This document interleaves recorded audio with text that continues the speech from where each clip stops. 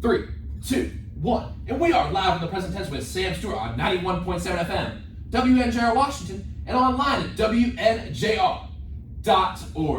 We have a great episode lined up for you tonight. On Tuesday night, we had on Jackie Flesher and Kendall Oakley from the women's soccer team here at WNJ. They picked up their first dub last night. Shout out to them. And we've got a great episode lined up for you tonight as well. The WNJ Presidents are ranked 25th in the nation in football. They've got a big game this weekend against Case Western at 7 p.m. My first guest on the show tonight is a defensive lineman from Valencia, PA.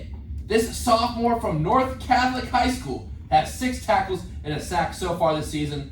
Everyone, welcome on the show, Jaron Thimons. Jaron, how you doing tonight? Good, how are you, man? I am great. I'm excited to have you here.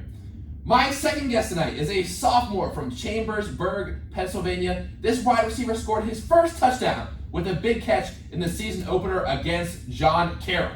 Everyone, welcome on the show tonight, Sam Vessah. Sam, how you doing tonight? Yo. I'm chilling, Sam. How you doing? I'm excited to have you guys here. I'm so glad you guys reached out last year and that we could make this happen tonight. For sure. Look, guys, big game this weekend. WJ takes on a 1-1 Case Western squad in the 40th matchup of these two teams. My first question for y'all tonight is, what are the keys? Obviously, you guys play different sides of the ball for this weekend's matchup against Case Western Reserve. And Jaron, I'll start with you tonight. What are the keys on defense for the Presidents this weekend? Definitely defensively. We need to force turnovers. Like last year, we did not force any turnovers against them. We still pulled out a win, but this year, they're one of 21 teams in the country remaining with no turnovers. So I think if we could get the ball back to our offense, we'll have a good chance of winning. Yeah, it's time to change that, man. It's time to give them a turnover. And Sam, on the offensive side of the ball, what are the big keys this weekend? Big plays, man. We have all-around athletes on our team, especially on the offensive side of the ball. Our receivers are crazy. Our running backs are tough. We just need to have big plays, That's how we win games. Yeah, that's a great answer. And Jaron, I'll switch it to you now. As we look on the first 2 games of the season, how would you assess the defense's performance so far?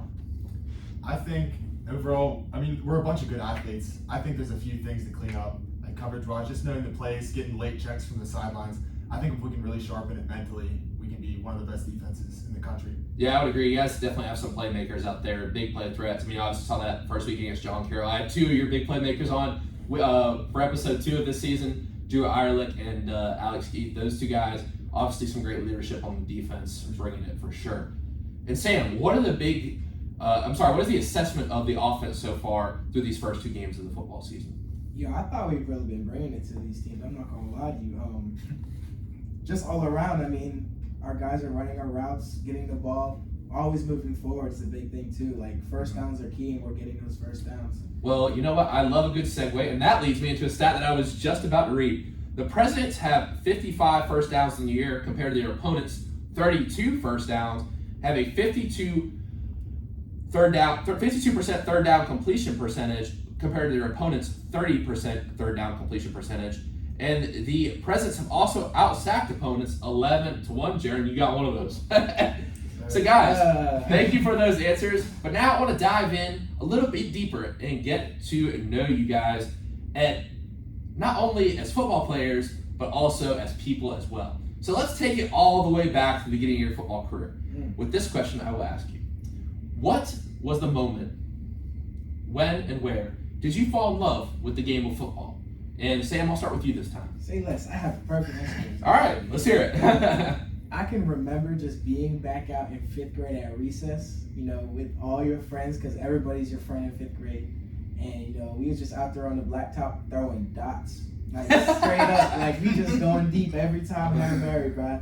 And I remember that, and, that's, my best time. Like, it's not even real football, but, that's what I can relate to. The time being football is definitely something. Yeah, when the teacher would say come in, or your parents would say come in. Last play. Last play. Man, you bring back memories. Yeah, and it's the cool thing. I feel like what sometimes kids now, if everything's organized sports, everything's leagues and travel teams, you just miss those games of pickup, those games out in the street with your friends, there's basketball, or just playing wiffle ball with your buddies out in the backyard hitting home runs.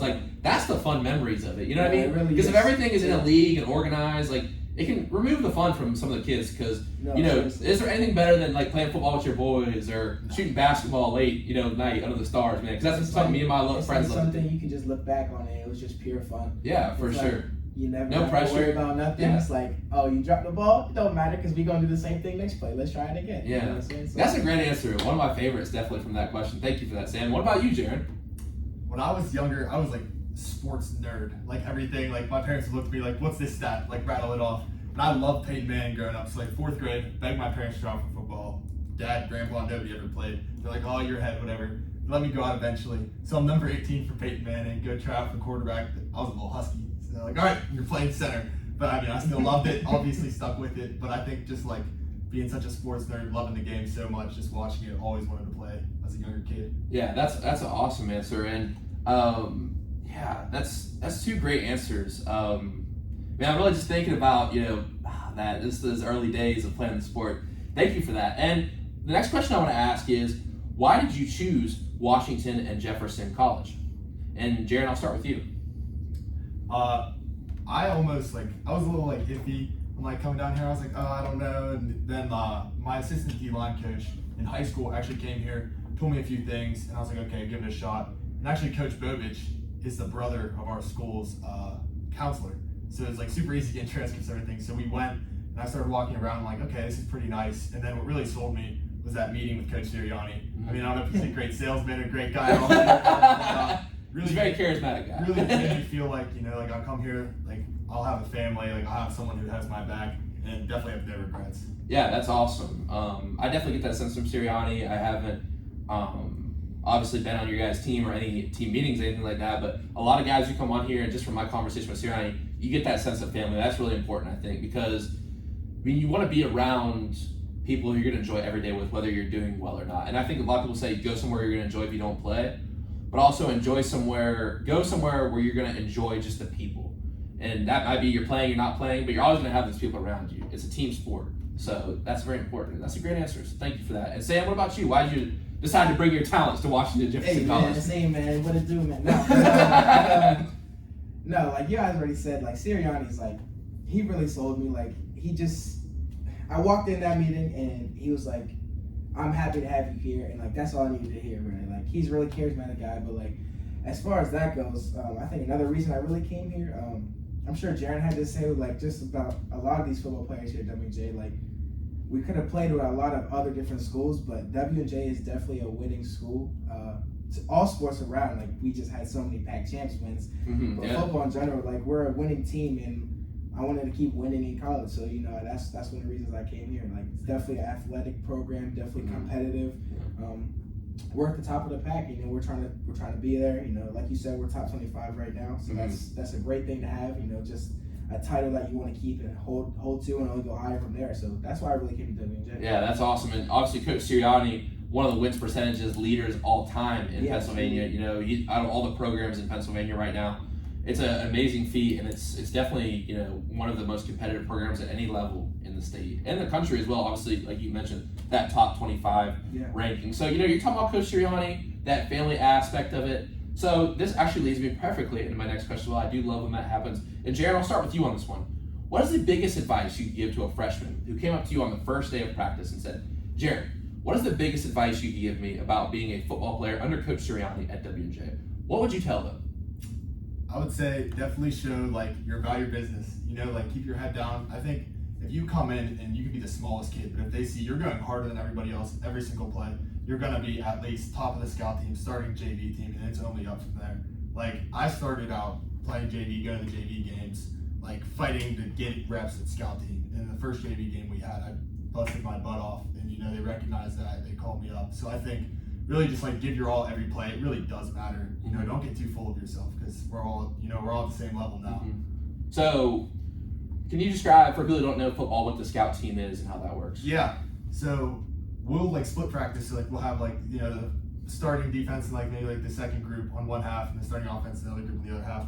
And like more of the younger guys will go and they'll run plays for our upcoming opponent. So our guys who are going to be playing on Saturday night or Saturday afternoon kind of get a look for what's coming up. Okay, I gotcha. And so you said you started out there and then you were able to advance up. Yeah. Wow, that's awesome. And Sam, what advice would you give to this freshman who is asking you this question?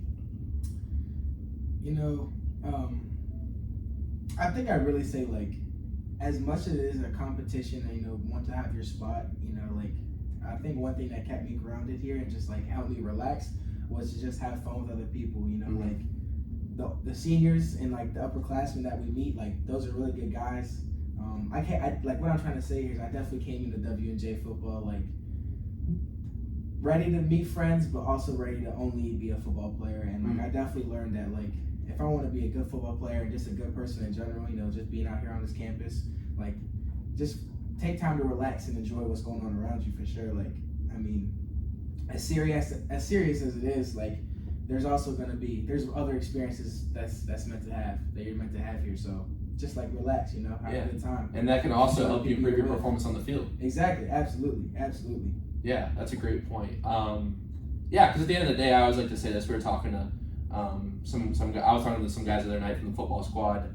They were out just hanging out, and I said, we're talking about stats and stuff like that. It's we're you guys hanging out right now. That's what you'll remember at the end of the day, if that makes sense. And obviously, the events themselves will always be cool to talk about, but it's not the big play. It's spending that time with your teammates after the No, absolutely. We was actually I pause to read. No, go for it. On the way back from St. Vincent, though, we were just talking, people on the offensive bus. We were just high school is a lot of fun. High school, those teammates you're gonna know them for a long time. But playing college football is a really different experience. I'm having so much fun off the field, let alone just on the field too. It's just so fun. It's senior through freshman. Exactly. I feel high school sometimes there's a bigger difference. Between senior is something. Seniors should come in here everyone is exactly open arms.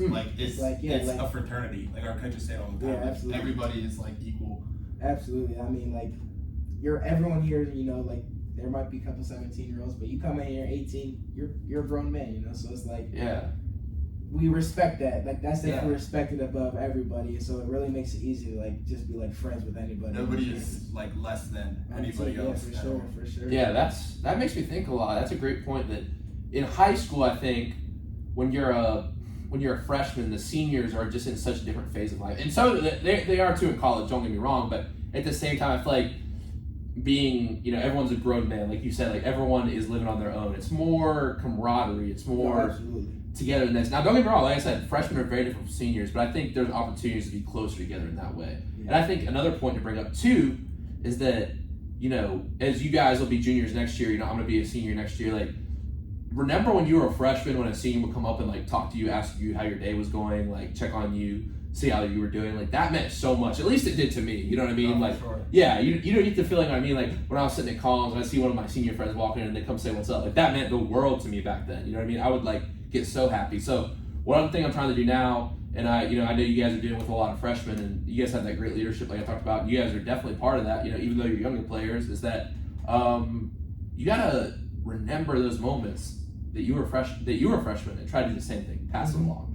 Because it doesn't do any good if you just change up after someone's been nice to you. You got to spread that too, and then you can help build that team culture. I know you guys do that, so that's a great point. And I just also want to say too, I just said you guys are sophomores and you're part of that leadership, but you can be a freshman and be a leader, because anyone who has one follower, they're a leader.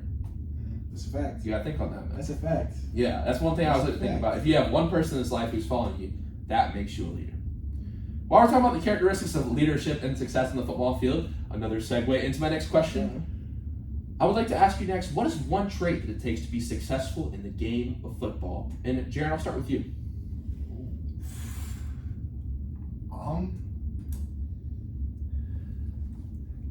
I think at this level, especially at this school, just dedication, commitment. Kind of sounds like a vague answer, but you gotta want it.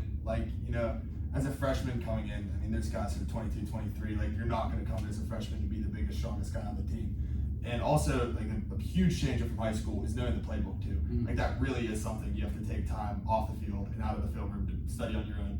So I think, to be successful on the football field, you have to be really dedicated both with your playbook and just working really hard in the weight room, with your footwork, everything off season. Yeah, the defensive playbook is no joke, man. I'll tell you. I don't even know the plays, but I know it's hard, man, because everyone comes here and talks about how complicated your defense is, but obviously the squad's performing real well right now. And all that off-season hard work is really paying off. We'll get to that in a little bit, though, the off-season work. But Sam, what about you? What is one trait it takes to be successful in the game of football? I want to say dedication. That can be used a lot, but like you have to be dedicated to be working out. You have to be dedicated to do all this, to physical stuff, right? But there's also a mental dedication. There's a dedication to wake up at 6 a.m. and work out before class that you don't always want to have, but like that prospers no matter what. The other dedication I want to talk about too is like our coaches, they yell at us all the time, but you have to be dedicated to get better. You have to be dedicated in order to know that they might be yelling at you, but it's also because they might want to see you get better type of deal. So it's like dedication is definitely key. Like if you get down easily, you can't really have that kind of mindset. Like you have to get up, go play by play really. Dedicated in all aspects. Yeah. Just work as hard as you can. Yeah, Seriously. I really like that. There's definitely a lot of components of dedication that go into it. And one of the kids in my public speaking class, I don't know if he's listening tonight, Ian Novelli, I believe is his last name. Yeah, he read a great quote at the end of his speech. It was, "Football doesn't build character, football reveals character." I like that. Yeah, shout out to Ian. I hope you're listening tonight. But yeah, that's a good one. Great answer. Now, my follow-up question is, what is one trait that it takes to be successful in life? Resilience. I think everybody goes through something at some point, and some more than others. And I think sometimes you see, like, out of the toughest people, or sometimes the people who've gone through the most stuff, and like that really shows your resilience. Like, I think you can't be a tough person without going through tough times. You know, so there's the ability. If you never give up, I think you can never be a failure. You know what I mean? Yeah, tough. When tough gets going. No, when the going gets tough, Yeah, tough gets there going. you go. And Sam, what about you? My word is compassion. Ooh, okay. It's kind of like something I kind of thought about this before actually, but like I think you have to be compassionate for yourself and for others in order to just be successful in this life. Like the easiest thing to say is like no one understands what I'm going through, but there are so many people out here that do know what's happening, that do have their own experiences that you might have never experienced before. So, you know, so having compassion for yourself and for others, I feel like it's only going to help people in the long run. Now, can you speak on what it means to be compassionate towards yourself? Because I feel like this is an aspect in our society that gets overlooked sometimes. What would you say it means to be compassionate towards yourself? So, like, compassion to myself, like, I have to be understanding. I feel like a lot of times people don't understand their own situations. If that makes sense, if you're following me there. You really have to be able to understand yourself before you can think you can understand others. So that's what I mean by compassion. You know, like, you have to be nice towards yourself when you wake up in the morning. You have to, like, I'm not saying you have to have this positive attitude, but if you can't be compassionate towards yourself, how can you think you could show you be caring for others? How do you think you can go doing anything else if you can't do something simple for yourself? So I think just being compassionate towards yourself only leads to like being successful in your own goals and other people's goals and just being a good person out there. Yeah, that's an awesome answer. I do just want to add too, like what we were talking about earlier, you know, with talking to younger people or even other people on the team, like EJ always used to tell me that one person's vulnerability is another person's armor. So sometimes, you know, you honestly, you don't know what anyone's going through, but if you tell a story like, hey, here I was struggling with this, man, I don't know what you're going through right now, but you know, if you're having a tough time, you can always talk to me. You know, I've been through some stuff too. Like I was struggling with this class, and I was struggling with balancing things, or maybe it's something even a little bit deeper. Then, you know, you don't know how that can affect that person. You know what I mean? You don't know how that can change that person's life. Man, that is a great answer, Sam. Thank you so much for that. Great answer. I appreciate you. And, you know, fellas, we did talk about the off season a little bit, and I want to get into a little bit more football specific stuff later. But for right now, I want to ask, you two both have worked hard and had increased roles this year compared to last year. What was the biggest thing that you focused on in your training program this off season? And Sam, I'll start with you this time. From freshman to this year, I mean, I can't even lie. I had to get faster. Okay. There was no way around it. Generally, I'm bigger, and I just look bigger than most people on the field, especially for my position. But no, getting faster is something I had to work on. I'm not saying I'm done working on it now, but you know, that was something that couldn't be overlooked. Speed kills in this game for sure. Yeah. So What type of program or exercise did you do to work on your speed? really quick twitch. The quick twitch muscles, I just worked on those a lot. Okay. It's like plyometrics, stuff like that. One-legged box jumps. Okay. Sprinting like high knees against the wall, if that makes sense to you. Yeah. Things Yeah. like that. Band work, running with resistance bands, sprinting in general. Okay. Just things like that. Like I had to do that. Okay. I had to. Gotcha. That's awesome. And Jaron, what was the biggest thing you worked on this off season? For me, definitely putting on weight and putting on my strength. Okay. I was like pretty undersized for my position. How much did you weigh? Playing defensive line, I was playing at like 215 last season. And also coming off 2 knee surgeries in the spring, I had to definitely work on rehabbing that. But I think I still did Coach Jazz's pliers, obviously. Thanks. You cannot miss But- those. Monday, but, Wednesday, Friday. Yeah, you know but what's definitely good? just trying to get as much lifting as I can, rehabbing that leg. Putting on good lean mass, just trying to bulk up a little bit. Yeah, so if you could speak on that a little bit, you had a really tough knee injury your freshman year. Can you talk about the process of how, not only how you got injured, but also the steps it took to rehab and what that process taught you? And being a little starter. Yeah, it was nagging me all through freshman year, and actually a little bit through high school. And like I'd always get my knee checked through high school. They'd be like, nah, I can't really figure it out. So after freshman season, got it checked again. It was always super swollen, hurt to do any kind of so. I guess they found a piece of cartilage was out of place. My kneecap was out of place. So January, through the first week of J term, right? Like I came here, and then 4 days later, I was in the surgery room. I had to get 4 metal screws into my knee. So that put me on crutches for a little while, and we started lifting at that time. So I'd crutch every Swanson every morning, and then I got to walk again, and then in April, right back in. So it wasn't that bad. It wasn't an ACL or anything. Crutches were 5 weeks at a time for each surgery, and the second time was just getting the screws out. But yeah, start ease back in the legs. I remember that Super Bowl party we were at. It was looking at you. It was tough, man. I could tell like you were definitely battling through it. I know you said it wasn't a big deal, but anytime anything happens, man, we can learn from any experience. I want to ask you, what lessons did you learn from that experience? Honestly, the thing I always told myself through that, and I think I'll apply if anything else unfortunate happens later, it's just like really no excuses. You know what I mean? Like I'd be like, oh, I don't want to get out of bed. I don't want to crutch over the shower. I don't want to crutch over the weight room. But I think really doing that, seeing like, where I'm at now, like really all paid off.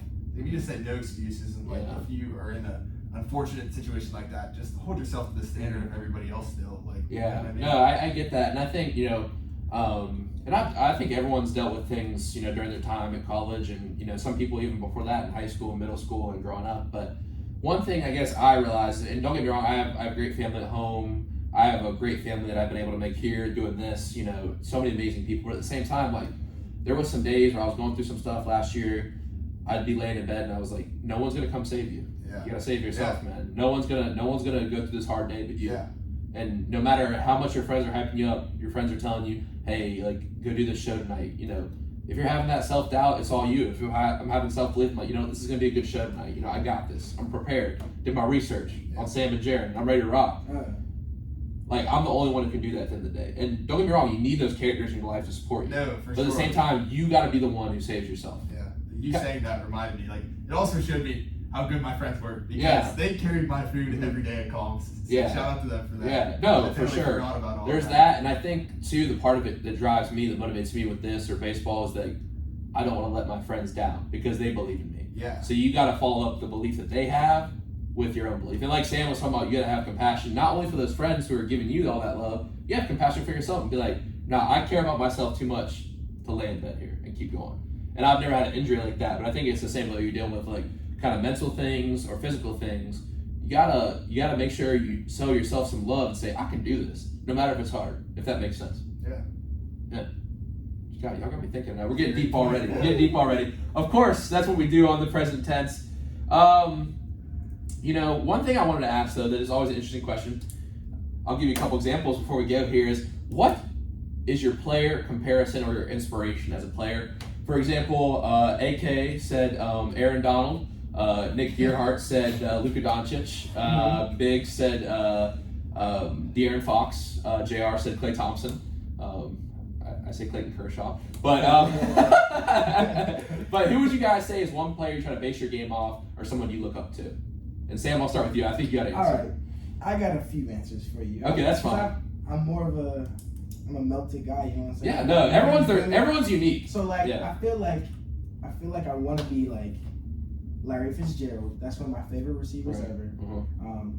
Now we're talking more current. I like a little more Mike Evans, you know, up top. And oh, that's what's up. Yeah.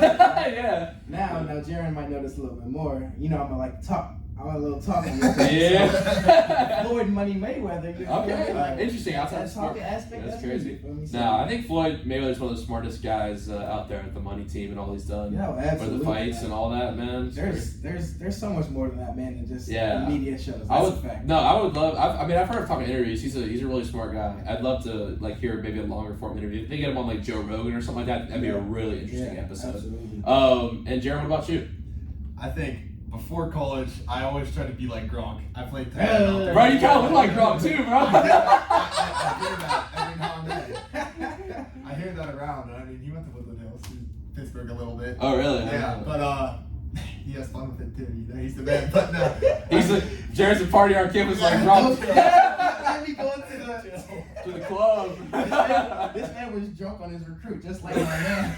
48-hour rule. But nowadays, strictly football-wise, I definitely watch TJ Watt religiously. I mean, he has a great arsenal of like pass rush base. I mean, he's the best rusher in the NFL. For sure. I mean, my prediction would be defensive player of the year. Although he did get hurt, and we'll definitely get that later in the show. But yeah, him and his brother. I mean, what an athletic family. And then of course Derek was playing for them as well. Is he still with them? I believe he is. I think so. Yeah, I believe he is. He's played. I haven't heard anything that he's not. Yeah, what a crazy athletic family. And my next question kind of goes this idea of looking towards someone, and it's a little bit more personal though. Who was one person who you would say is responsible for you making it to Washington Jefferson College, playing football, and ultimately, you know, carrying on your dreams to the next level, and you know, even ending up in the radio studio tonight? Who was one person in your life who you would not be here tonight if it weren't for them? And Jared will flip it, and I'll start with you.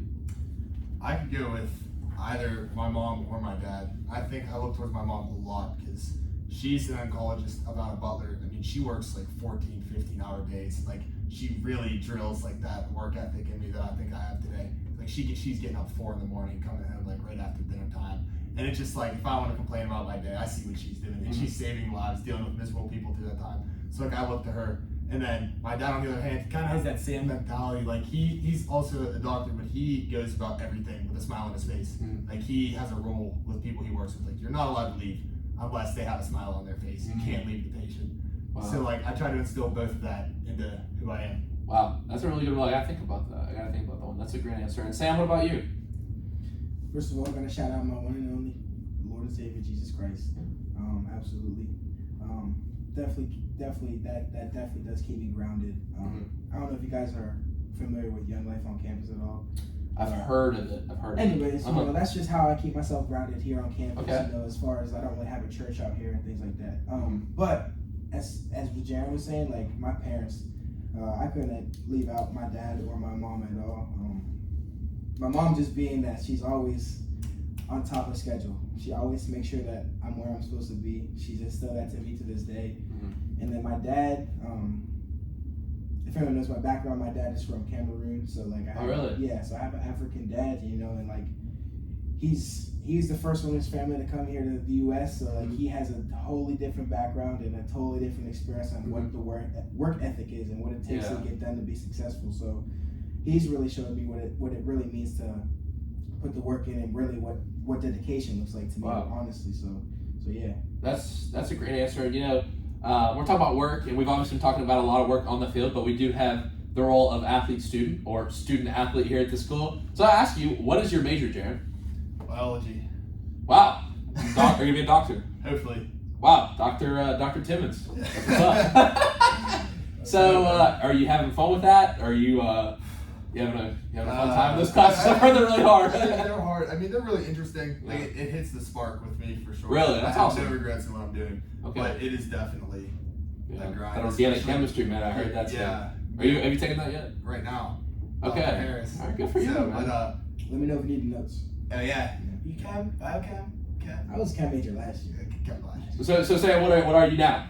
I'm actually an international business affairs major. Okay, and what do you plan on doing with that? I want to go to medical sales, actually. Okay. I want to go to medical sales. That's why I was taking chemistry in the beginning, but I realized I don't need to be taking that hard. Yeah. So. Okay, I got you, Sam. Yeah, so medical sales is the goal. Yeah. We were talking about this. Sam And was actually, if you guys don't know, me and my it's man the Jaron, you don't even person I know this. met through football only. I knew a few guys. We from was my in a area. locker room. Yeah. I look to my left. I'm in my locker after practice, and I see this 6'6" dude standing over top of me, and he's like, "Yo, what's good, man?" And we ended up talking. But long story short, like, this is my business partner now. Like, we're gonna be going into business. Really? We are gonna be co-CEOs of something. Great plan. I promise you this. Day I one. promise you this. Hey, I got receipts. We got receipts. So, Yeah. Dude, that's stamps. Kanye said, "I'm not a businessman. I'm a businessman." What is that, man?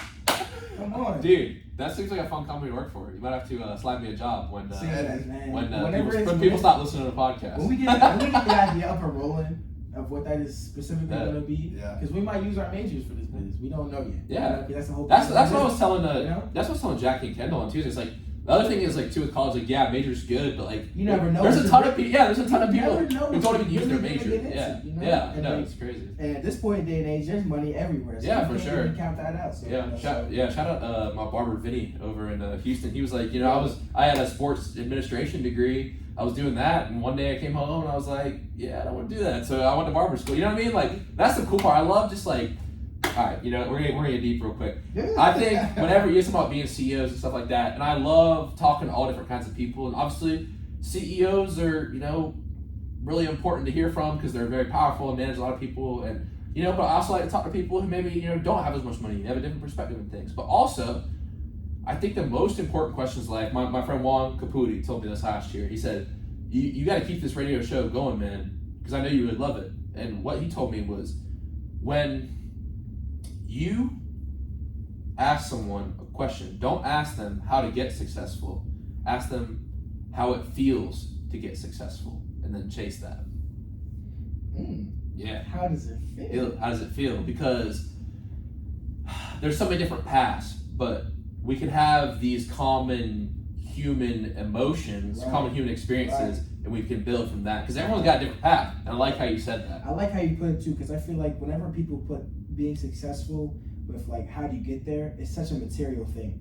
Yeah. It's such a material thing. That's what success is in this day and age. But like really, success can be anything. Yeah, Success can be the small victories that For take sure. you there. You know what I'm saying? Not all Success- money. You know what I'm saying? Yeah. So like, I like that.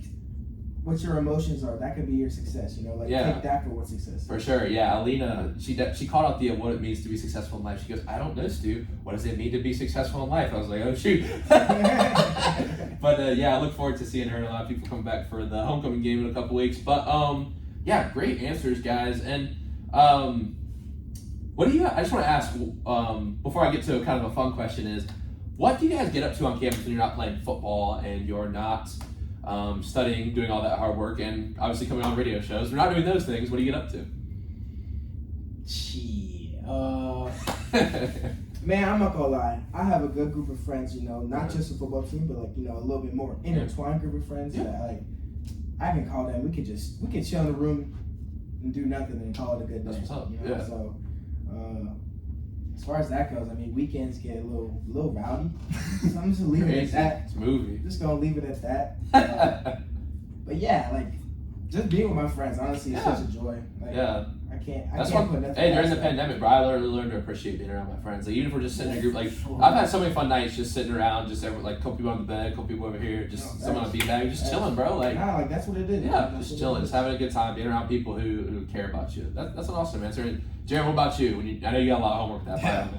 part, man. Free time is minimal this year, but no, the time I do have, like, same deal. Go with my friends, even if it's here, go to the city. I mean, it's really not even a clique. It's like, you know, I just got friends here and there, like, Yeah. you know, whoever reaches out Yeah. to us, hang. If not, in my room, Sam does the same, playing music. That's about it. We'll get it. We'll get to a little music question later. So hang on to that thought for sure. Now, fellas, one of my favorite questions I've come to really cherish on this show, and let me set the scenario for you first. Of course, I make millions of dollars doing the present tense, so I've decided to give you $1 million for this question, and I've also given you a free Saturday with no commitments and no plans. You can do whatever you want with this money. You can go wherever, see whoever. What are you going to be doing on this free Saturday? And Jaron, I don't know what that face is, but I guess we'll start with you. Because that was racing through my head. So I will say, I always like to give context to my favorite answers. Sirianni said go to a Notre Dame football game. Coach Stu said he wants to hang out by the lake and grill some. Jackie said she wants to race a cheetah in a sports car. So that was an interesting answer. Yeah. I don't. I'm trying to think of. Someone said just go to the beach. Kiki said go thrifting. Cam Lack said get up at 6 a.m., go to the track, work out, and go shoot around. That's Cam for you. Yeah. Cam. But with all those, I give you some time to think. What are you doing for free Saturday? Hold on. Does $1 million have to be spent on that Saturday? No, it does not. You put it in the bank. Yeah. You gotta invest. I mean, Kendall said give it to charity, so I mean. Oh, okay, that makes me sound selfish, but I'd invest like half of it. Okay. And then take actually 3/4, and then take $250K. And do Vegas with the boys. You see Little Baby, bro? Yo, this brings me back to my point. Can I talk now? No, go for it. Rob. What's your free Saturday? This brings me to my point. So Little Baby, first of all, Little Baby, he was just at Las Vegas and he won like some crazy amount of money. He gave $10K to all his boys. And that just brings me to my point, if I get $1 million, first of all, I'm gonna take it straight to my family, first of all. I'm not gonna lie. First of all, I'd probably invest most of it. Yeah, I'm not gonna lie, because like I'm a money man. I don't want my money to go away. I can never do that. Sure. So, but anyways, $1 million on a Saturday. I'm taking the fam and all my friends, as many people I can take, and we're going to Europe. Europe? What country? Yeah. Interesting. Probably, I mean, if it's on a family, I'd probably go to France because I have a lot of family in France. Really? That's interesting. Yeah. French. Je m'appelle Sam. Oui. No, let me chill. Let me chill. But yeah, no, France. I'd probably go to Switzerland just because, let me invest in some Swiss bank accounts. You know what I'm saying? That sounds a little Offshore, shady, Swiss but bank accounts. offshore bank accounts, bro. No. That's an international business degree, You bro. understand? You understand? This is why you're not doing Swiss. cam anymore. That's You crazy. understand? Because the Swiss banks, they work totally different than the way taxes and things work, it doesn't happen over there in the Swiss. That's why a lot of rich people use Swiss bank accounts. That's the whole thing. See, you learn something every day. That's okay. Cool. Yeah, I'm definitely going to Europe. That's awesome. Mr. Yeah. International. Isn't the football team taking a trip to Italy? Yeah. Yes, sir. I know the girls' basketball team is going too. It was supposed to happen last year. But It was supposed to happen last I don't know if year. it was a COVID complication. But Yeah, I'm pretty sure it was. they're certain it is I'm happening pretty this year. sure it That's has cool. to And do. you guys are playing an Italian team. Yeah. Yes, we are. Last year was, I think it's the same team as the Ancona Dolphins. Oh, that's cool. I actually got to take between my junior and senior high school, I got to take a playing tour of baseball in Europe and play in Sweden. That's awesome. I'll tell you guys will make a lot of memories. I'm trying to get a Magellan set up right now to go rip some waves in Australia. I was talking to Ella about that. I don't know if you guys know her. Yeah, she was in Hawaii. Yeah, she was in Hawaii, so I'm going to try to do that, and study whatever and go rip some waves. Still, please approve my Magellan if you're listening, whoever approves that stuff. But guys, this is the new question I added last week, and it was pretty good. And Kendall and Jackie are kind of my guinea pigs, so I guess this one's sticking around. So let's go for it. If you had to listen to one artist for the rest of your life, you can only listen to their discography. What artist would it be? Sam, I'll go to you. Would it be Lil Baby? It wouldn't. I'm not gonna lie. It wouldn't. Okay. Just because I need more. I said Mac Miller. Jackie said Taylor Swift, and Kendall said Cody Johnson. All right, I got 3 guys in my head right now. But the question's one, man. And I'm not gonna say their names, so Okay, I'm you have to pick one. thinking. You can tell me after the show. All right, bet. I'm gonna have to go with Joey Badass, and just the reason. Great answer. Great answer. Just Yes. for being for that is because I like different levels of, I like different styles of music, right? And I feel like Joey Badass definitely delivers on that. He gives me the rap that I always want, but he also gives me the very musical style. He gives me the flow. Like he has different genres. I would say All American Badass with Temptation. Devastated. Yes. That's a 10 out of 10 album. That album's crazy. That is gives definitely you everything you want. Rockabye Baby is one of my top 10 songs ever. Joey Badass. That is a good that's a good answer. Solid answer. And Jaron, what about you? I'm stuck between two. Like I listen to, like if I told you both these artists, you'd be like, well, I listen to such a wide variety of music. Like the way I'll listen to rock, I listen to country more than anything, but I also listen to rap a lot. So like I would probably say Kendrick Lamar. See, he was on my list. That's okay. He was on That's my solid. list. Because He this was on my choreography three is so right there. good. My You think second he was is right Zach there? Brown Band. It's That's what I wanted to add that for. I don't know if I know that many songs in it. I mean, that's probably a good choice, but I feel like Yeah. with rap you get like a lot and Kendrick is so variety. All right, who's better, Kendrick or J. Cole? See, he was those. J. Cole, They Kendrick. were Average over already two. okay. Okay. Nah, see that's. I'm from North Carolina. J. Cole lives 20 minutes from me. So you're gonna say North No, Carolina? I'm gonna say That's- Kendrick because I think Kendrick's just choreography is more Yeah. solid all the way through because Depends on KOD was not a good album. Depends on how That's a deep fact. you I didn't really. It was like not a good it. album. I really did. See, I feel like Kendrick's never because people didn't like Mr. Around the Big Steppers because they don't get the meaning. That's exactly what I was Don't getting get the at. meaning. Depends on how deep you look. I think on the surface, J. Cole might have more like hits. Yeah. But like, especially like. See, I think Kendrick has some of the coldest bars. Yeah. I mean, he honestly has like Untitled, Unmastered, Section 80. Section 80 is a great Yeah, I'm not album. even talking about albums. Like the things he says, he's on top of Yeah. like Lil Wayne and all. Like, Oh, for Lil sure. Wayne. Who else am I thinking? about? Eminem. Eminem. Yeah, I say Eminem's Eminem. got I the say bars Eminem. like that, bro. Absolutely, Yeah. absolutely Eminem. But no, like some of these artists Yeah. just spit bars that are just Yeah, different it's that you crazy. just don't hear, and like that's what Kendrick's really He's great probably at. like the smartest rapper. Like he was valedictorian at his high school. Yeah, I know. Kendrick. No, Kendrick. Him is- and Cole are Kendrick is definitely really. insane. Honestly, J. Cole smartest is one of my favorites. rapper, maybe Jay-Z though, bro. That's true. Jay-Z is a smart guy. He is a smart. Actually, Lil Wayne. He's a outsider. businessman. Yeah, Lil Wayne too is a really smart Yeah. guy. He's a really smart guy. Now I think that's that's definitely like underappreciated in like rap culture. Like Yeah, for I sure. don't think a lot of people know a lot of the accomplishments these people Yeah, have no, for sure. as far as intelligence goes. Yeah. Like a lot of people just think they're just rappers, Yeah. and like that might be their title in the world right now. Yeah. But like there's some really smart people. Yeah, no, for sure. One of my favorites. that I would never think of being smart. Seriously. But like they are really sometimes really smart. Yeah, for sure. One of my favorites, and I said this for this question. I mean, I do love Nirvana, but I would say Mac Miller for mine, just because even though he has a somewhat not even a small discography, he made so much music in the time that he was alive. But I just love the different styles. Obviously, you have like I don't know if you guys are Mac fans, but you have like Kids, Yeah. Swimming, Macadelic. I love Life, Thank You. He's from Pittsburgh, right? Yes, he is from Pittsburgh. I actually did a tour a couple weeks ago of the murals, and I went to I don't know if you guys know ID Labs. Yeah. ID Labs, they painted the new That's- mural, and that's where him and Wiz record It's their like music. 25 minutes. long. Yeah, Wiz recorded the music for it. Yeah, I got a Wiz a little bit. He's a Pittsburgh guy, like Pittsburgh Yeah. sound. You know, that's a good Yeah. song. But and obviously they play Black and Yellow in every Steelers game. But yeah, those are the two guys. And I did want to follow up, Jared. I totally brushed over this because we had to get to Sam's. But why Las Vegas? Like you just want to party? Like are you Dennis? You're Dennis Rodman. You just love I'm Las gonna Vegas. be honest. I think like if someone says free $70 million, like I'm sure I could think of a better answer, but top of my head. Okay. Yeah, So okay, I just wanted to say. So if you so there's two I'm gonna have two fun. movies that come to my top of mind. Have you ever seen The Hangover? Yes. Okay. And have you seen Fear and Loathing in Las Vegas? Oh my. That's- wow. Yeah. You But have? I just didn't think that was something that people like. Dude, I love. Okay, so, jeez, I wouldn't- you open a whole can of worms here. I bro. wouldn't go that route as what the Fear and Loathing? I don't know if I. We'll take a trip. You be, I'll be Roland. You be Dr. Gonzo. Yeah. I don't know if I want to. So okay, so Fear and Loathing, I really got into Hunter S. Thompson this summer.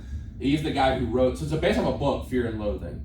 So Raul is based off his life. Like that is a real thing that happened. They went to Vegas to find Yeah. the American dream. And we talked. I went on my friend Goose's show on here, and we talked about Fear and Loathing. But yeah, I got really into Hunter S. Thompson this summer. I don't know if you guys are into books that much, but I love Hell's Angels, great book. And whenever I like to write, I'll like smoke a cigar now, thinking I'm Hunter S. Thompson, walking around with a little. That's it. But say if you haven't seen it, it's a great movie. And guys, thank you so much for those answers, getting to know you guys some. But I want to ask a couple football-related questions before we dive into our NFL talk. All right.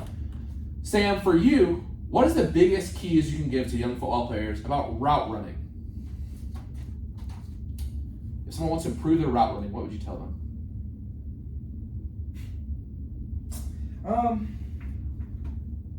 I think one of the most important things about running, keep running with your shoulders low. Like it makes or break your route, really. If you're running tall, you open if you're showing your chest and where you're gonna go. I mean, yeah, it's not a good end for you. But like, if you want to be able to make good cuts, if you want to be able to be elusive on the field, go from one direction to the other direction, like you have to have your hips low and your shoulders down the whole time. You can't be popping up and all the time, things like that. I mean, yeah, that's what I would go with. Yeah, that's an awesome answer.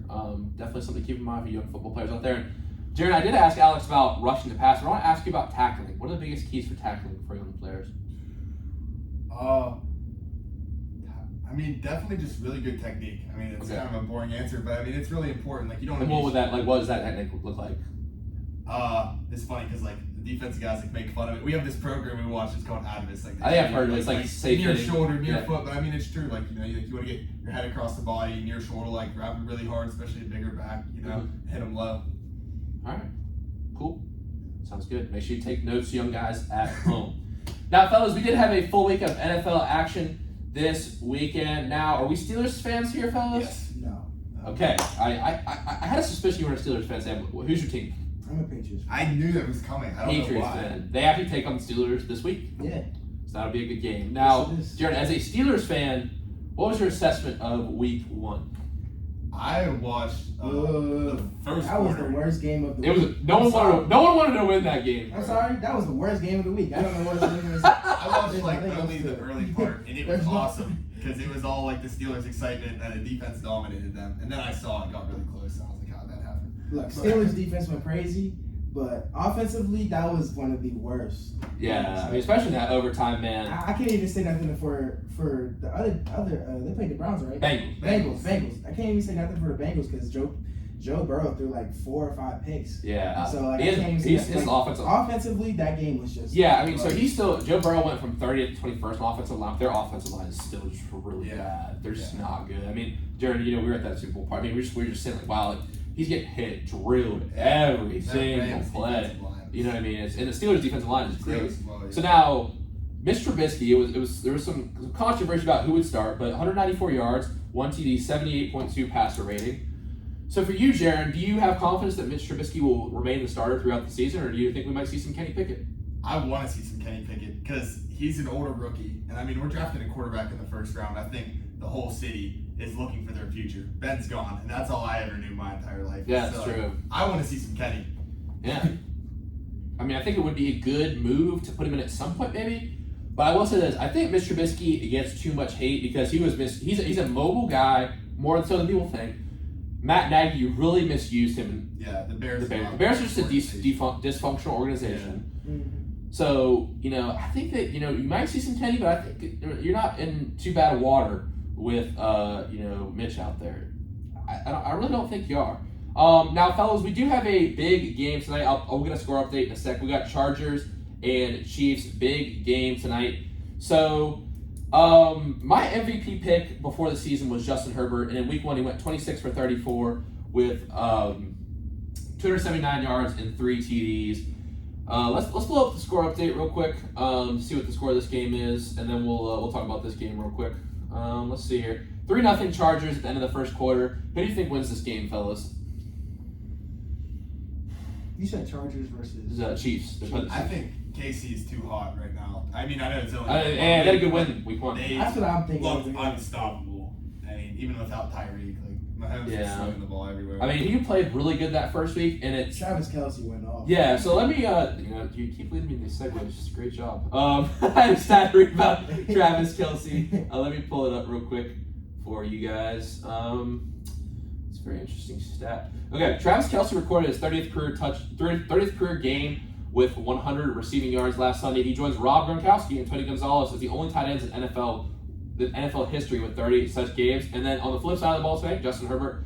Last week he had his 14th career game with 3 passing TDs. He trails only Patrick Mahomes, Kurt Warner, Dan Marino for the most such games within a player's first 35 career games. And our final stat of the night, should have added this one in. We were talking about the Steelers. There were 3 missed field goals in OT across the NFL yesterday, not just in that game, but in total, tied for the most on a single day over the last 45 season. So we had a lot to take in this opening weekend for sure. And, talking about the Chiefs, obviously no Tyreek Hill, but their defense was looking really good against the Cardinals in that Week 1. Cliff Kingsbury is supposed to be this offensive guru, and even though they don't have D-Hop, they still didn't make any adjustments. Just because you don't have one of your best deep threats, who's also an underrated short guy, short route runner. I feel like Kyler Murray's definitely slept on, but you got to protect him. I don't know. What's your guys' thoughts on Kyler Murray? You think he's going to have a good year? He's my fantasy quarterback, one of my So you better have a good year. I'm big on that. Yeah. Sam, Kyler Murray, overrated, underrated? I don't think he's overrated at all. I mean, we know that guy's an athlete. That man was also playing in the MLB. Yeah, he got drafted in the MLB. Yeah. I mean, I don't know. I think he had a rough game. Mm-hmm. I don't know if I hope it gets better. Yeah, I mean, I'm not saying he's my favorite. They're my team or anything like that. Yeah, they're taking on an 0-1 yeah, so it's Raider like squad. So it's like I don't know. Mhm. I don't know. I mean, they have Hollywood Brown, and I feel like they didn't do anything with him. Yeah, I mean, obviously Like, JJ Watt is hurt as well. You know what I'm With saying? some It's things like going on there. it's like, what were they doing? They look like such a bad team out there. Now, Sam, I do want to ask you, since you said they're not your team. Your team, unfortunately, took a loss They did. to Tagovailoa, lighting it up 20-7 against the Patriots. What do you think the keys are for both Jared, I'll go to you in a sec, but for the Patriots against the Steelers this weekend? That's a whole rivalry, the Patriots and Steelers. I think offense just has to lock in. Yeah. Defense, I don't think we were bad. I mean, you're going against Tyreek Hill, you know what I'm saying? So Yeah, for sure. That's a dangerous receiving core. you know what I'm saying? Like, Yeah. they have Tyreek Hill and Jalen Waddle. They're the two Yeah. fastest receivers in the Gesicki's a NFL. threat too. I'm sorry? Gesicki's a threat. Yeah, That's man. a fact. Exactly. So I'm like, defensively, we have to be sharp. I mean, there's only so much you do. I think we have to be strong up front. We have to take on that weak O-line. I'm not gonna lie, that weak O-line is coming down. Yeah, That's all I'm saying. the Steelers do You need. feel me? So okay, go. I'll have my take on this game, but go ahead, Jared. I kind of go the same way. I think like whichever offense outperforms the other. I think they're both phenomenal defenses. I would go as far as say the Steelers have a better defense. But You're not wrong. No with that. TJ Watt though. I mean, does that's that true. that affects a Right. lot, man. That does affect a lot. Yeah. But Highsmith had a great Yeah. game coming off the edge. Yeah, He goes- out of Charlotte. Oh, is his name Hayward? Yeah, Cam Hayward. He's Cam on the line, bro. yeah, He's like that, bro. He's nice. Yeah. But I will say, here's my take about the Steelers for the Steelers fans out there this season. So, if we look across the NFL, we typically see second-year quarterbacks having a lot of success. They come in their first year, they learn. Look at Joe Burrow. Look at Patrick Mahomes a couple years ago. Because they're still in their rookie contract, and they have the money to sign more people. Look at Russell Wilson. We'll get to him in a sec. Look at all these quarterbacks who are in their second, even third year, still in the rookie contract with good players around them. I think the Steelers are going to have a really, really good year next year. I don't think they're going to have a great year this year. I think you're looking at 10-8, but I think you're looking at a possible Super Bowl run next year with the weapons they have. Najee Harris, Kenny Pickett, if he can play. That second-year quarterback, he has the experience, still has the players around him. That's my take on the Steelers this season. I think I think the Steelers get it done. I think they get it done. I just think the Patriots aren't what they used to be, man. They're just not what they used to be. They're not, but like it's like you just said. My boy Mac, Yeah. come on, like. Yeah, I mean, You just said it. You just said it. That's fact. He really do this. Yeah. He really do this. He's tough. no, he He's is good, tough. bro. But I will say this, bro. If the Patriots can get pressure, because one of the things that Steelers will, I think, if that they want to make that run next season, is they need to sign or use the draft picks next year to get offensive linemen, because their offensive line isn't great. It's not elite. They need to have an elite offensive line. You need to have a good offensive line. Look at the Buccaneers, their success. Yeah. We'll talk about them in a sec, but. I do want to get to this Broncos-Seahawks game. Was it fair that they booed Russell Wilson? Do you think that city owes him better than that? Russell Wilson, I feel like a lot of people would hate him, just because he's kind of He's my corny. quarterback hit differently. He's kind of corny I didn't sometimes. watch the full game, but didn't they fold in the red zone? They did fold Oh, the They red did. zone. They I also saw didn't he take the threw- timeout. He threw over. And then they tried to kick a 64-yarder. Yeah, it's He just, threw like 350 yards, I think. Yeah, not a lot of scoring. yeah. I mean, yeah, they just couldn't finish in the red zone, and yeah, it's tough. And I think that one thing that really sits with the legacy of this game, Russell Wilson's old team, and you guys can disagree with this if you want, but what I would say is like the year that the Seahawks lost the Super Bowl, they dismantled a lot after that. The Legion of Boom was effectively dismantled around that time. What I would argue is if they would have kept the Legion of Boom, Cam Chancellor, Wagner, and Sherman all together for a couple more years, they would have had more success than if they would have chose Russell Wilson over those guys. That's honestly a good thing. I never thought of that. I understand what you're saying. I really It's definitely do. kind of a hot take because Russell Wilson, I really do. But like, you look at like what happened when the Legion of Boom disbanded, and like none of those guys like did anything crazy. right. You know, Richard Sherman had a few decent games for the Bucs last year. Yeah. Decent game. Even Earl with the Thomas 49ers. did. Well, he did play for the Bucs, but yeah, he was all right with the 49ers. That's Yeah. no, that's what I'm saying. Yeah. Like, I think about the only guy I can really think about who stayed with a big player was Cam Chancellor. Bobby Wagner, Like, he still has his moments. I hear you. And their moments though. Yeah, yeah. Their moments. Like I mean, Legion of Boom, Legion though. Boom was they were like, Yeah. damn, that defense, what are you gonna do? What are you gonna do? Nothing, bro. Like even if they would have kept him, it's like I feel like the Legion of Boom was gonna wear away anyway because these guys are older in their careers. You feel I me? got you. Like Richard Sherman was one of my favorite corners because of all that shit he talked. Yeah. But like he was really getting toasted all these years. I mean, He's getting old, man. That's what I'm saying. I mean, like, yeah. When did they disband? You feel me? What was that? What was the year they lost the Super Bowl? What was the year they 17, 18? they decided to run? I'm blanking. 17? What was the year the Seahawks didn't run the ball in the end zone? They threw it. Was the year Seahawks? 16? I just don't want to get it wrong. Lost the Super Bowl. Is that right? Yeah, I remember that. That was crazy. That was the 2014 season. Dang. 2014. Wow, man. We're old. Dude, isn't that crazy, bro? We were just talking about. That does not seem like it's that long. Isn't that, yeah, I know. That's crazy, man. Wow, that was. Yeah, we was going crazy in my house. I'll tell you that. 8 years ago. Oh, yeah, Crazy, that's right, man. We was And going Patriots. crazy. Shout out to Malcolm Butler really pulled up. Shout out to my guy Demarion too, Atlanta Falcons fan. Rough night, 28-3. Hey. So you still pull for Tom Brady when he's on the Bucs, or? My dad does. Okay. My dad does. Yeah, so I like Tom Brady. I like the Bucs. Like I like watching Tom Brady. That's Tom Brady. Yeah, I've always liked watching the Bucs because I was like Pirates when I was young. So I like the Bucs. I gotta go see them play the Panthers last year. I'm actually going to the Steelers Bucs game this season, so I'm really excited for that. But guys, this kind of leads me to my last point for this segment here. Let me run down, make sure we don't miss anything. Yeah, let's go ahead and rock with this. We do usually a power ranking on the present tense when I have football players on. It's early in the season, so I just want to go top 3 instead of top 5 today. So my NFL rankings for this week are Buffalo Bills at number 1. They recovered from the 3 first half turnovers they had to have a very convincing win over the Rams. My number 2 is the Tampa Bay Bucks. Luke Goedeke, rookie, 87.5 pass block wins, pass block wins. And, this was big because they had Ali Marpet retired, Ryan Jensen's out. Tom Brady needs his line. And they held up pretty well against the Cowboys, who, of course, are always overhyped.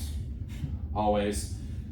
So, I liked how they looked. I liked Julio Jones out there. Obviously, you got Jones, Godwin, Mike Evans, Lenny. Man, you see that block that Lenny threw? I did. That was Michael Parsons. Dog. They were going on Twitter. That was funny. Yeah. And then for my number 3 power ranking, I'm going to go with the Kansas City Chiefs. Rookie Isaiah Pacheco led the team in rushing with 62 yards. Patrick Mahomes is, I've always said, the Michael Jordan of football. I don't know if he'll get as many championships as Mike, but just the iconic style in which he plays, the unique things he's done that no one's really ever seen on a football field before, like the no-look passes and the other hand passes and the smoothness and point guard with like style, how he controls the field. I believe that he is Michael Jordan of football, and he's also the quarterback of my 3rd team on the power rankings this week. So fellas, I'll turn it over to you. 3 teams this week for our power rankings. After week 1, I honestly agree with you to the dot. I think the Bills have like the most dominant defense, and I think that goes a long way. I always say defense too. But over the year, not really a power ranking, just to go a little off topic, I think the Super Bowl winner is going to be whoever comes out of that AFC West. Because it is stacked. I think there's 4 elite quarterbacks. Yeah. I mean, that is a good point. I think the best competition they see is amongst themselves. Of course, you have the Bills, Buccaneers, but... Yeah. So, who's your 2 and 3? I go Tampa Bay, Kansas City right now. So ESPN had Kansas City over Tampa Bay. So, but I thought I liked the way Tampa Bay looked, and I think people are kind of seeing what's up. Yeah, I would say so far. And Sam, what about you? Bills, I gotta agree with first of all. Tampa Bay, I gotta say I can't agree with though right now. That's fair. After the reason I say the Cowboys are not good, bro. They're not good, and they didn't have. I don't know how many times they couldn't convert on 3rd down.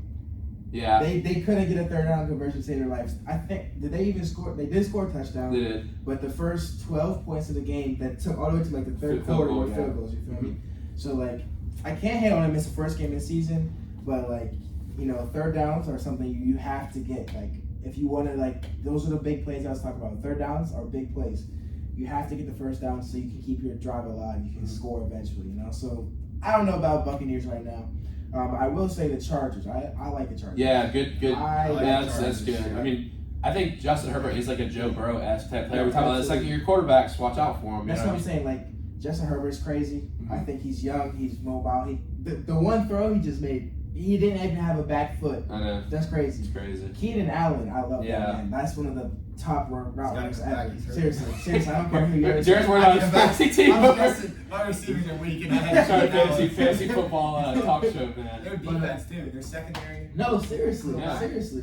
Yeah, Yeah. definitely legit No. squad. Definitely watch out for them AFC West, like you said. Definitely got the Chargers in there, and I can just go Kansas City, just put them out. Kansas there. City. That's fair. fair. I think they had one of the best games for week 1. Definitely, for sure. Seriously. Now, a team that didn't have, and the last team I want to ask about that didn't have a great week 1 was the Green Bay Packers, led by Aaron Rodgers. Now, Oh I just listened to the Joe Rogan where Aaron Rodgers came on. He's a very interesting guy. I think a lot smarter than people give him credit for. Definitely a little odd, I feel like, with some of his stuff. Obviously, doing ayahuasca, DMT. You watch Barstool at all? I actually do not like Barstool. I'm not a huge fan. I don't like it, but there's this one guy who does interviews. Who's? the long hair? Is it Caleb Presley? Yes. Dude, me and my friend one night. Yes. Yes. Wait, they just came out with one with Aaron Rodgers. Aaron Rodgers. It Yes. was actually hilarious. Okay, It was actually dude. hilarious. Have you seen the one with Kodak, bro? I seen Kodak. I seen Kodak. I just seen the Deion Sanders one. I have all me and of my them friend are stayed up. hilarious. Me and my friend Scott, we stayed up watching Caleb Presley on the Barstool. Yeah. Man, he's a clown. It's like Post Malone is funny. have you seen That was Between funny. Two Ferns with Yes, Zach Galifianakis? yes, it's exactly It's like exactly that. like that. Yes. Yes, it's exactly Between like Two. that. Have you seen Between Two Ferns? Dude, the Between Two Ferns with Steve Carell. Yes, So yes. He said, dude, when people When people swim in the backstroke. you think there's a shark in the water. Like, dude, when you swim out Have you past seen the the- buoys, you think it's an island. Have you seen the one with Obama? Yeah, Have you seen the one? Yeah. Have you seen the one with Obama? Yes, Dude, yes. that's a funny Oh thing. my god. He's like, what? Oh man, there's so I don't even know how to talk. This is inappropriate Obama. humor, man. Obama straight disrespect. Yeah, it I was don't crazy. care. No, Obama's definitely one of like the funniest presidents we've ever had. Man, okay, yeah, no, definitely fire. But I want to say, Aaron Rodgers, thoughts? You know, doesn't have a good first game. You know, his receivers did drop some balls. He's got a young receiving core. They lost the Vikings. Kirk Cousins actually kind of has Aaron Rodgers' number in his career. He actually has a winning record against him. But they had an opening loss last year, and I want to say like they're not going to be good this year. But can you really count them out? The back-to-back MVP. Yeah, that's what I was about to say. I mean, you're talking about the Yeah. MVP quarterback, okay? Like, Back-to-back. it's not like he's bad. Yeah. He's not bad. No, they just have never really gotten He much coulda- help, bro. They should have had more touch. Like, Yeah, they should have had more catches. I feel like I can't speak on the matter of Aaron Rodgers in his game because how much can you actually blame for him? You feel me? Yeah. Like, there could have been so many His more career was almost opportunities to wasted. score, opportunities just to make plays and get first downs, and it didn't happen. Are you Yeah. going to blame him whenever he did his job? He delivered what Yeah. he could do.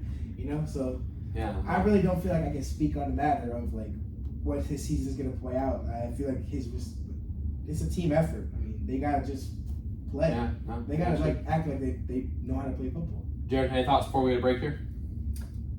Aaron Rodgers, Yeah. Packers. No, yeah, I think his career is honestly wasted. Like they had the Super Bowl win against Steelers, but like he's. I feel like he was always asking for more help. Now he's had good receivers, like he had Jordan Nelson, Randall Cobb, Devontae Adams, but like they never really had like the complete team. Like they never had like Yeah. a Legion of Boom with him. Like Yeah, that true. Russell Wilson. They don't had, have like a or like that, the Troy Polamalu early 2000 Steel Curtain Big Yeah. Ben had. Like I think Green Bay. I think he's gonna go eventually. He's Yeah. getting up there in age. So. Yeah, for sure. I mean, yeah, I'll have to say I don't want to count them out, or like Sam said. But fellas, great NFL discussion. Now it's time for our trivia segment. Now, fellas, I gotta say something.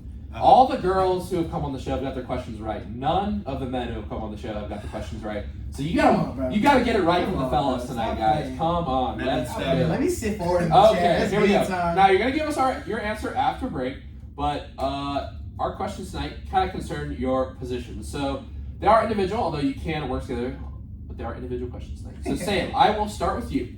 I'm not answering right now, right? You're gonna answer after the break. You'll have time to discuss.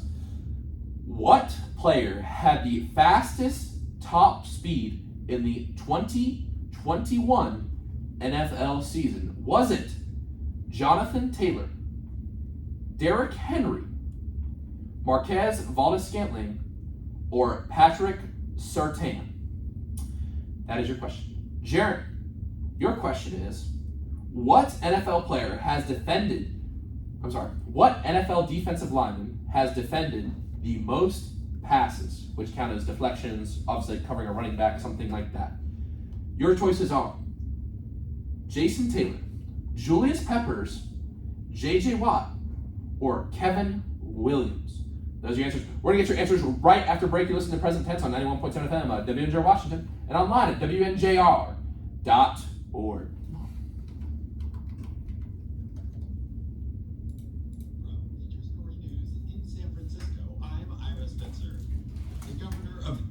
What we think? I swear I saw Jonathan Taylor for yours. That's what I was thinking. I was gonna say that before, and then he said Derrick Henry. Derrick Henry, the guys think he's like powerful and slow, but no, he moves. But I still think Jonathan Taylor. No, I still think Jonathan Taylor. Mine, dude, I don't know. I would guess Julius Peppers, honestly. I don't know who yours could be. That's a crazy. This is like passes like batted down. Batted down. It would be like if a running back was like close or something like that. Yeah. Tackled him right as the ball went in. Okay, because like I know that. I mean, JJ they does used get a to lot of say- those. I was gonna say they used to say like JJ Swat these days and used to. Yeah. What are the other two options? Kevin Williams and Jason Taylor.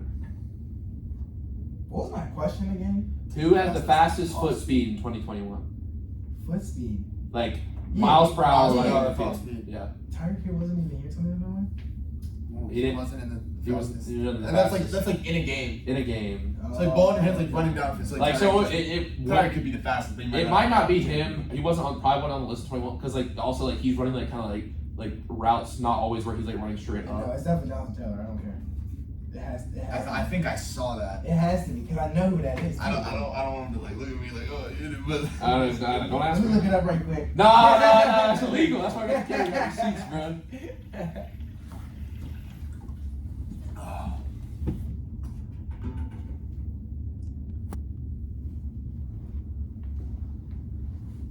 Mike Williams is in the red zone. Well, I've Eckler too. It's a big night. Mike Williams got 14 points.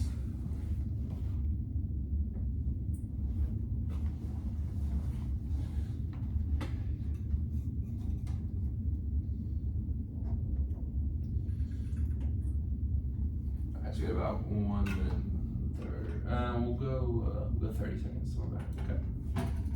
Alright, then I got a couple more questions and we'll wrap it up with our quote of the day segment, alright? Nice. It goes by fast, doesn't it? Yeah, We're an hour in. Dude, this was actually so much fun. Oh, thanks. I was sitting there like, man, I hope this is the last section. Like, I'm having fun. Just Yeah, dude, I love it, man. I really do love it. Alright, we'll talk after that. Alright, 15 seconds.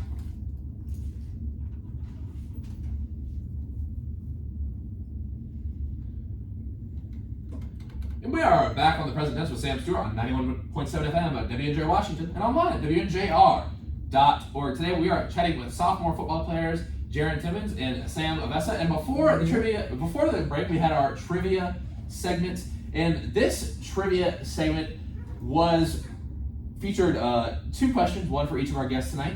The first question was, what player had the top foot speed in 2021? Was it Jonathan Taylor, Patrick Surtain, Derrick Henry, or Marquez Valdez-Scantling? And Sam, your answer is? I'm going to say Jonathan Taylor. That is correct. Jonathan Taylor Hey, on that's with 22.13 miles an hour, week 15, a 67-yard rushing touchdown. That's so fast. Huh? That sounds like me. No, yo, this man right here, if you don't know, he had the craziest catch down during time. I got juiced though. I ran 70 yards downfield just to get my game. Isn't that crazy to do that big running 22 miles an That's hour? scary. Pass? That's That's absolutely wild. That's terrifying. insane. That's wild. That's insane. So Scantling had a 75-yard receiving TD. Patrick Surtain was third, 70-yard. And then Jonathan Taylor's actually the next 2 plays are his.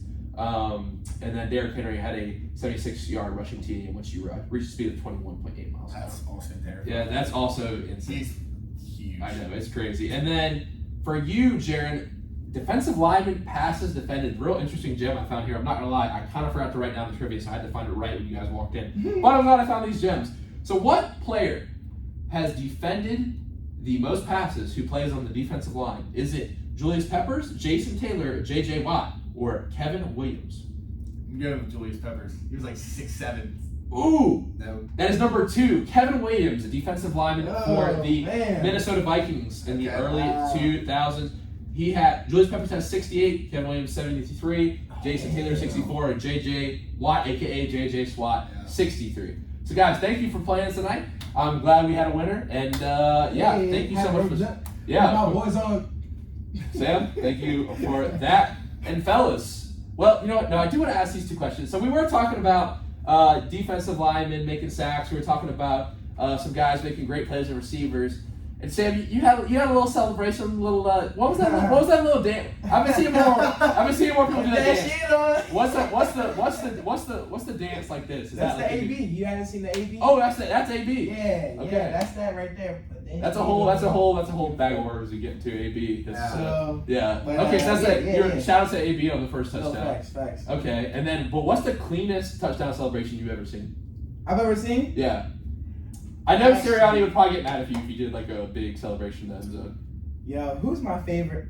Victor Cruz. I don't care. Yeah. Victor Cruz is my favorite touchdown. Is that the salt when you hit the salt? Yes, like Victor Cruz. And then at number 2, Jacoby Jones. Jacoby Jones had the cleanest.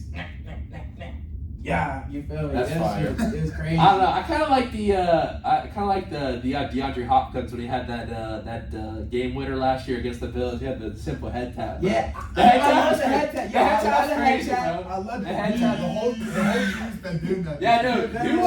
Like, JP had a crazy Yeah, JP dude, went John crazy. Carroll, yeah. Entire I was like, oh, bro, you Facts. bro. Whenever the ball used to go up when they throw it to Andrew Wolf last year, I'd be like, No, that's what what is I'm it? saying. Like, I love the head tap, but or the put him on the ground squash. small, I like like, that one. Give you the I step like that too. one. I That's I feel like it's a all basketball those. thing too. You know, Yeah, your I heart like takes all on. You know, your heart says it's gonna take money. I'm gonna have to pay him to get on the show now. But hope you're listening to your heart.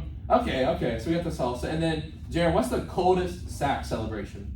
I know you guys probably aren't allowed to do celebrations, but like a little guitar action, like with the QB's leg. Who did that? I was say I just like the funny ones, like because like it's such an intense like position they playing on the line. So like when a guy comes through and makes a sack, you see him on his stomach like swimming or something like that. I think that's hilarious. I Like, think anything you do and you're like, wow, like they just did that. Like it's stuff something getting done. I'm like, that's awesome. I think my favorite D-line celebration after getting like a sack or something, they come in and they run up the field behind the line of scrimmage and then they start digging. That's tough. And I'm digging like I like the Buccaneers. They all like get in the boat and go like this. Yeah. Bro, I love that you're allowed to do group celebrations now. That's so fire, Yeah. bro.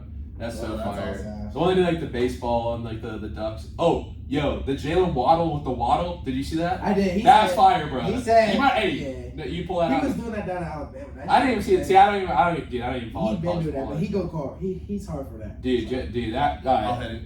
Yeah. Dude, if you do that, if you get a sack, that'd be funny. I know Siri, I'll be screaming at you though, bro. It'll make no sense to anybody outside this room. No, you gotta do the Gronk spike, bro. If you get like a pick I've six. thought of that. I could have. You didn't pick though first. It I sounds pretty had like a chance to defensive score line. off the fumble and I just dove on it. Wait, what game was that? John Carroll. It was John Carroll. That's right. Yeah. Didn't you have a pick last year?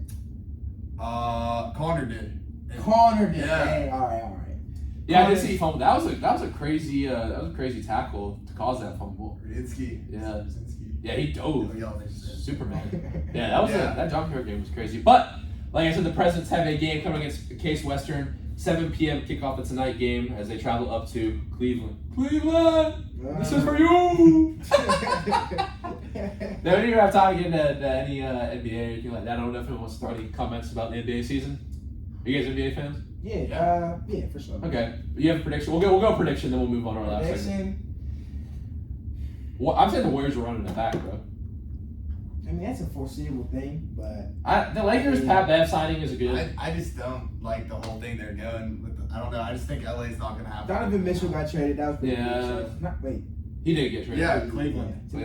They're not, bro. All these fans that talk about Cleveland's gonna be good. No. They're not gonna be good. No. They're not gonna be good. until LeBron and Bronny go back to Cleveland. So Did Boston lose any key players? No, they don't have a point guard though. They need a point guard.